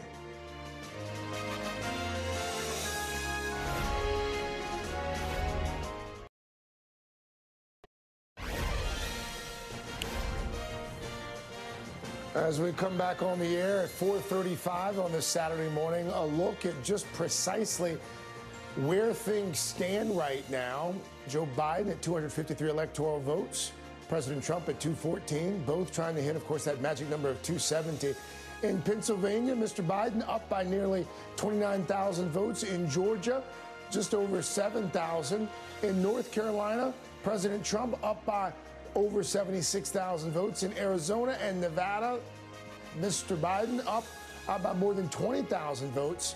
And in Alaska, keep in mind, Alaska technically has still not been called yet, but President Trump is winning there by more than 50,000 votes. There are still a lot of votes left to count. We are keeping a close eye on Arizona this morning because we expect in Arizona a new batch of votes to post in just a few hours this morning. Let's go to Maricopa County specifically because Maricopa County includes Phoenix. It's expected to post another vote count at roughly, about 6.5 hours from now, 11 a.m. Eastern. NBC's Morgan Chesky is in Phoenix. He's on the ground where there were protests again there for a third straight night. First of all, Morgan, what are those folks protesting? Well, Craig, we had a chance to speak with several of those, hundreds of people who gathered in this parking lot just outside of the Maricopa County Elections Department. And when I asked multiple people here, what brought you outside? Why are you out here in this parking lot today? They said that some said they felt like this election was being stolen from them.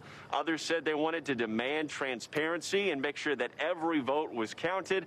And then others really just came to kind of witness this debacle of sorts that started to play out here now that Arizona may be turning blue for the first time in decades. And so the good news to report is despite some shouting matches that have been going on back and forth here with this crowd that was here earlier throughout the day, there's been no serious violence per se. We do know that Maricopa County Sheriff's Department has been on hand trying to keep the peace. And actual people in the crowd have shouted down others, trying to kind of incite some unrest, saying, hey, this isn't why we're here. We don't want to be remembered as the people trying to do that. In fact, others have led the group in prayer at some points in time. So it's been a pretty dynamic group here. Of course, everyone looking forward to that drop of ballots that's happening here in just a few hours. Craig? Okay, Morgan Chesky there in Phoenix, Maricopa County. Morgan, thank you. Let's bring back Richard Louie, Mark Murray. Let's start at the big board with you, sir. Where do things stand in Maricopa County right now? Yeah, good morning again to you there, Craig. Why Arizona we're watching for Biden? Of the 9 ways he's going to be elected president, 3 of them go straight through Arizona. And if you're watching Arizona, as you're mentioning, as well as the reporting there from Morgan, you've got to watch Maricopa County. And Maricopa County, if there's a theme for it, two-thirds, and that's because roughly 2/3 of the vote in Arizona is in Maricopa County around Phoenix. And we look at what is outstanding statewide, roughly estimate about 164,000 remaining votes to be counted. And when you look at Maricopa County specifically, you can see 91,000. Rule of 2/3 there for Maricopa. Now, one of the things here, when we look at the vote difference, 29,861 has not changed in the last 9 hours. You were just talking about that vote release, and we'll see what's in it. The problem, if you're Donald Trump, though, Craig, is that it's trending in the low 50% for Donald Trump. He needs to be in the high 50s, like 59%, to make that up. Mark, when we do get this new batch of votes at 11 a.m. Eastern, is my understanding, and not local, but 11 a.m. Eastern, what will you be looking for? Yeah, what Richard was just pointing out, the margins that President Trump is carrying. What we've been seeing in Arizona is the exact opposite of Georgia and Pennsylvania, where Joe Biden has been increasing his lead. The direction the votes have been in his direction. In Arizona, you have actually seen President Trump chipping into Joe Biden's lead just by the nature of the votes and how they're being counted. And so over the last 24 to 36 hours, the votes out of Maricopa County and the state as a whole have been more leaning in President Trump's direction. And for a while, he was winning them at about a 58% share. That actually yesterday went down to about 54%. And the problem for the president is just kind of the unrelenting math. And so for the about 160,000 total votes that we're still expecting for the state, because President Trump hasn't been hitting that mark, now all of a sudden for all the remaining votes in Maricopa County, as well as some rural areas that both President Trump and Joe Biden are doing pretty well in, President Trump needs to win roughly between 60 and 70% of the remaining vote. And so, again, for us to be able to see how this vote breaks if the president is getting close to that, but that becomes the unrelenting math for the president if he wants to be able to draw even with Joe Biden. Mark Murray, we'll check in with you in just a bit. Richard Louie, we'll check in with you as well in just a bit. Thank you both. Joe Biden urging unity as his lead grows in this presidential race. We're going to look at the contrasting messages that we're hearing from the Biden campaign and the Trump campaign.